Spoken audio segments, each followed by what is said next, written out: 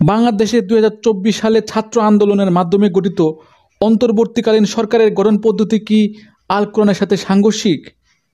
রাষ্ট্রের শাসক নির্বাচনে গণতন্ত্র কি কল্যাণজনক ব্যবস্থা? কোরআন হাদিসে কি রাজনীতি নাই? ইসলামে কি রাজনীতি হারাম? ওয়াজের মঞ্চে বক্তা সাহেবকে কিংবা জুম্মার বক্তব্যে ইমাম সাহেবকে অনেক সময় নিষেধ করা হয় রাজনৈতিক বক্তব্য রাখতে। ইমাম সাহেবদের কি রাজনৈতিক বক্তব্য রাখার অধিকার নাই? পবিত্র কোরআনের নীতি অনুযায়ী রাষ্ট্রের শাসক কে হবেন? তিনি কিভাবে নির্বাচিত হবেন? তার কাজ কি হবে? রাষ্ট্র ও রাজনীতি সম্পর্কে এমন গুরুত্বপূর্ণ প্রশ্নগুলোকে সামনে রেখেই আজকের তাফসির এগিয়ে যাবে। ধৈর্য ধরে সম্পূর্ণ ভিডিওটি দেখুন। আউযু বিল্লাহি মিনাশ শাইতানির রাজিম। বিসমিল্লাহির রহমানির রহিম। সম্মানিত শ্রোতা মণ্ডলী, মহাগ্রন্থ আল কোরআনের ধারাবাহিক তাফসিরে আজকে ইনশাআল্লাহ আমরা পবিত্র কোরআনের সূরা আল ইমরানের 26 নম্বর আয়াত নিয়ে আলোচনা করব। এই আয়াতে মহান আল্লাহ রাব্বুল আলামিন বলেন, কুলিল্লাহুম্মা মালিকাল মুলক তুতিল মুলকা মান তাশা ওয়া তানজিউল মুলকা মিম্মান তাশা ওয়া তুইজ্জু মান তাশা ওয়া তুযিল্লু মান তাশা বিয়াদিকাল খায়র ইন্নাকা আলা কুল্লি শাইইন কাদির।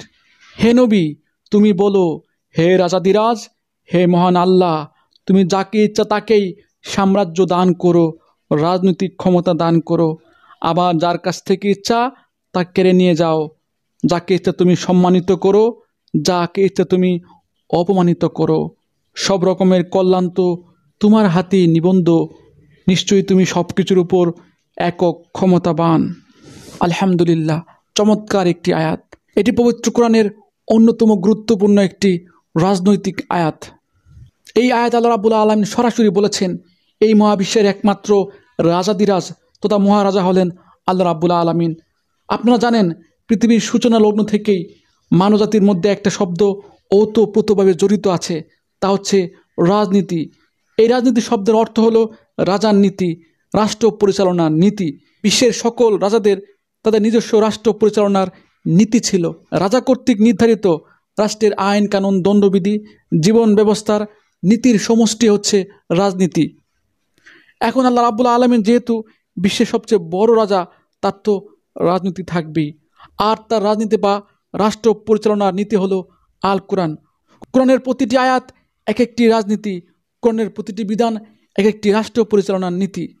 যে মহারাজা আল্লাহ রাব্বুল আলামিনের প্রবর্তিত মহারাজনৈতিক গ্রন্থ আল কোরআনের রাজনীতিকে অস্বীকার করবে, সে সরাসরি আল্লাহ রাব্বুল আলামিনকে অস্বীকার করবে, আর সে সরাসরি কাফের।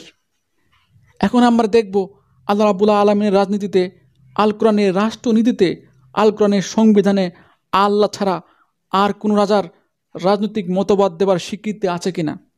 আসলে আল্লাহ রাব্বুল আলামিন হলেন মহাবিশ্বের একমাত্র মহারাজা।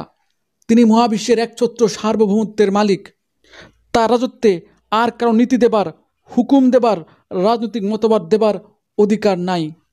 এ ব্যাপারে আল্লাহ রাব্বুল আলামিন পবিত্র কোরআনের সূরা আরাফের 54 এবং সূরা ইউসুফের 66 নম্বর আয়াতে বলেন, সাবধান, সৃষ্টি আল্লাহর, সুতরাং বিধান তৈরি করার, রাজনৈতিক মতবাদ দেবার অধিকার শুধুমাত্র তারই। তবে মানুষের দায়িত্ব হলো মহাবিশ্বের রাজাদিরাজ আল্লাহ রাব্বুল আলামিনের রাজনৈতিক মতবাদ সম্বলিত আল কোরআনকে পৃথিবীর বুকে প্রতিষ্ঠা করা।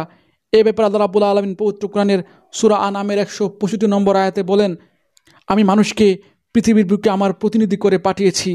এই প্রতিনিধিদের কাজ সম্পর্কে আল্লাহ রাব্বুল আলামিন পবিত্র কোরআনের সূরা মায়দার 68 নম্বর আয়াতে বলেন, আল্লাহর রাজনৈতিক মতবাদ সম্বলিত আসমানি গ্রন্থ আল কোরআনকে সম্পূর্ণভাবে পৃথিবীর বুকে বাস্তবায়িত করাই এই প্রতিনিধিদের কাজ।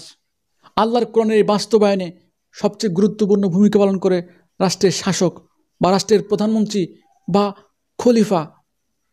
এই শাসক বা রাজা বা প্রধানমন্ত্রী কিভাবে নির্বাচিত হবে তা এখন আমরা আল্লাহ রাব্বুল আলামিনের বিধান মতে জেনে নেব। সহজ কথায় আল্লাহ রাব্বুল আলামিনের বিধান মতে রাষ্ট্রের শাসক নির্বাচিত হবেন দুটি পদ্ধতিতে। এক, সরাসরি আল্লাহর মাধ্যমে। আল্লাহ নিজে যোগ্য ব্যক্তিকে রাষ্ট্রের শাসক হিসেবে নিযুক্ত করবেন। এর প্রমাণ দেখুন সূরা বাকারার 124 এবং 247 নম্বর আয়াতে, এবং আমাদের আলোচ্য আয়াত সূরা ইমরানের 26 নম্বর আয়াতে, যেখানে আল্লাহ রাব্বুল আলামিন সরাসরি বলেছেন তিনি যোগ্য ব্যক্তিকে বিভিন্ন পরীক্ষায় পরীক্ষিত করে নিজে সরাসরি শাসক নিযুক্ত করেন। তাছাড়া আল্লাহ রাব্বুল আলামিন তালুতকে, দাউদ ও সুলাইমান আলাইহিস সালামকে হযরত মুহাম্মদ সাল্লাল্লাহু আলাইহি সাল্লামকে সহ আর অসংখ্য নবী রাসূলদের সরাসরি রাষ্ট্রের শাসক নির্বাচিত করেছেন। 2. নবুয়াত বন্ধ হয়ে যাওয়ায় মুহাম্মদ সাল্লাল্লাহু আলাইহি সাল্লামের পরবর্তীতে রাষ্ট্রের শাসক নিয়োগের দায়িত্ব গ্রহণ করবে রাষ্ট্রের সুশিক্ষিত ইমানদার বান্দারা। এই ইমানদাররা রাষ্ট্রের শাসক নির্বাচনে, রাষ্ট্রের শাসক সিলেকশনে তাদের ভোটাধিকার প্রয়োগের ক্ষেত্রে দায়হীন হবে না, স্বেচ্ছাচারী হবে না। এ ব্যাপারে আল্লাহ রাব্বুল আলামিন পবিত্র কোরআনের সূরা নিসার 85 নম্বর আয়াতে বলেন, যে লোক সৎ কাজের জন্য কোনো সুপারিশ করবে তা থেকে সে একটি অংশ পাবে, আর যে লোক সুপারিশ করবে মন্দ কাজের জন্য সে তার বোঝাও একটি অংশ পাবে। বস্তুত সব বিষয়ে আল্লাহ রাব্বুল আলামিন ক্ষমতাশীল। আল্লাহ রাব্বুল আলামিনের এই কথা থেকে আমরা পরিষ্কার বুঝতে পারছি, যারা রাষ্ট্রের শাসক নির্বাচনে ভোট দেবে তারা দায়হীন নয়, তারা যাকে ইচ্ছে তাকেই ভোট দিতে পারবে না।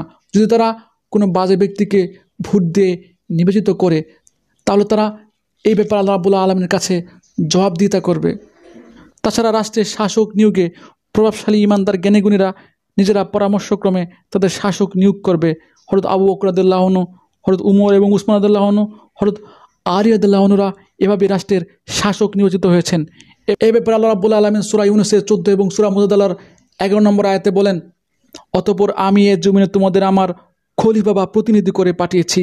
এই প্রতিনিধিদের মধ্যে যারা ইমানদার ও জ্ঞানী, আল্লাহ তাআলা তাদের মর্যাদা উচ্চ করে দেবেন। আল্লাহ রাব্বুল আলামিন আরও বলেন, এই প্রতিনিধিরা গুরুত্বপূর্ণ বিষয়ে পারস্পরিক পরামর্শক্রমে কাজ করবে। ইসলামী রাজনীতিতে, ইসলামী শাসনতন্ত্রে, রাষ্ট্রের শাসক নিয়োগে এই সিলেকশন কমিটিতে রাষ্ট্রের সকল জনগণ থাকবে না, থাকবে শুধু শিক্ষিত ইমানদার জ্ঞানীগুণীরা। এর প্রমাণ আল্লাহ রাব্বুল আলামিন পবিত্র কোরআনের সূরা আনআমের 116 নম্বর আয়াতে বলেন, আর যদি আপনি পৃথিবীর অধিকাংশ লোকের কথা মেনে নেন তবে তারা আপনাকে আল্লাহর পথ থেকে বিপদগামী করে দেবে। তারা শুধু অলীক কল্পনার অনুসরণ করে এবং সম্পূর্ণ অনুমান ভিত্তিক কথাবার্তা বলে। এই আয়াতের পরিপ্রেক্ষিতে রাষ্ট্রের শাসক নিয়োগে গণতান্ত্রিক পদ্ধতি হারাম হয়ে যায়, নিষিদ্ধ হয়ে যায়। গণতান্ত্রিক পদ্ধতি হলো রাষ্ট্রের শাসক নিয়োগে এমন এক পদ্ধতি যেখানে রাষ্ট্রের প্রাপ্তবয়স্ক সকল জনগণের ভোটে রাষ্ট্রের শাসকবর্গ নিয়োগপ্রাপ্ত হয়। গণতান্ত্রিক পদ্ধতিতে অশিক্ষিত, শিক্ষিত, মেধাবী, মেধাহীন, খারাপ মানুষ, ভালো মানুষ, বোকা মানুষ, চালাক মানুষ, সকল জনগণের ভোটের মান সমান। অথচ কোরআনের রাজনীতিতে, আল্লাহর রাজনীতিতে জ্ঞানীদেরকে সম্মানিত করা হয়েছে, জ্ঞানীদেরকে শুধু ভোটাধিকারের ক্ষেত্রে যোগ্য বলে মনে করা হচ্ছে। এই ব্যাপারে আল্লাহ রাব্বুল আলামিন পবিত্র কোরআনের সূরা জুমার 9 নম্বর আয়াতে বলেন, হে নবী, যারা জ্ঞানী আর যারা জ্ঞানী নয় তারা কি সমান হতে পারে? আসলে একমাত্র জ্ঞানবান ব্যক্তিরাই উপদেশ গ্রহণ করতে পারে। দেখেছেন, আল্লাহ রাজনীতিতে জ্ঞানীদেরকে মূল্যায়ন করা হয়েছে।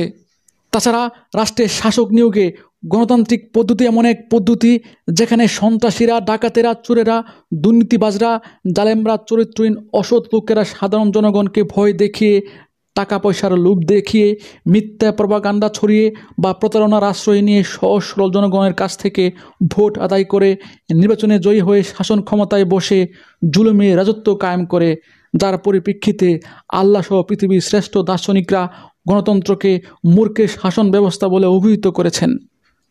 এখন আমরা দেখব আল্লাহর রাজনীতিতে, পবিত্র কোরআনের রাষ্ট্রনীতিতে রাষ্ট্রের শাসকদের দায় দায়িত্ব সম্পর্কে কী বর্ণনা রয়েছে। কোরআনের শাসনতন্ত্রে, কোরআনের রাজনীতিতে রাষ্ট্রের শাসকদের দায় দায়িত্ব সম্পর্কে আল্লাহ রাব্বুল আলামিন পবিত্র কোরআনের সূরা হজের 41 নম্বর আয়াতে বলেন, আর যদি আমি মুসলমানদের আমার জমিনে রাজনৈতিক ক্ষমতা দান করি, শাসক হিসেবে নিযুক্ত করি, তাহলে প্রথমে তারা নামাজ প্রতিষ্ঠা করবে, দ্বিতীয়ত জাকাত আদায়ের ব্যবস্থা করবে, আর তারা নাগরিকদের সৎ কাজের আদেশ দিবে এবং মন্দ কাজ থেকে বিরত রাখবে। এ হলো আল্লাহর কোরআনের রাজনৈতিক দর্শন। এখন আমরা বাংলাদেশের পরিপ্রেক্ষিতে সমসাময়িক একটি রাজনৈতিক অভ্যুত্থান নিয়ে কথা বলবো। সেটা হচ্ছে বাংলাদেশে 2024 সালে ছাত্র আন্দোলনের মাধ্যমে গঠিত অন্তর্বর্তীকালীন সরকারের গঠন পদ্ধতি কি আল কোরআনের সাথে সাংঘর্ষিক? দেখুন, আমার উপরোক্ত আল কোরআন ভিত্তিক আলোচনার সারমর্মই হচ্ছে রাষ্ট্রের শাসক হবেন এমন ব্যক্তি যারা জ্ঞানী, শিক্ষিত, ইমানদার।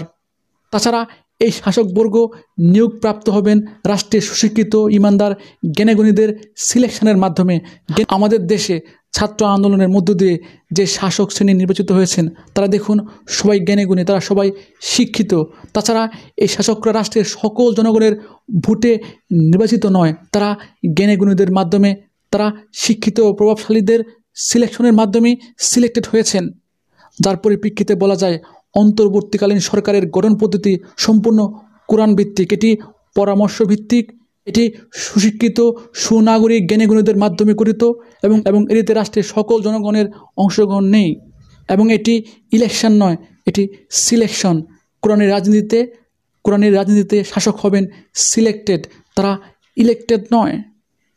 তবে এই সরকার এবং আল্লাহর কোরআনের বিধান মতে গঠিত সরকারের পার্থক্য হচ্ছে এই দুই সরকারের উভয় গঠন পদ্ধতি এক, কিন্তু এদের কার্যক্রম ভিন্ন।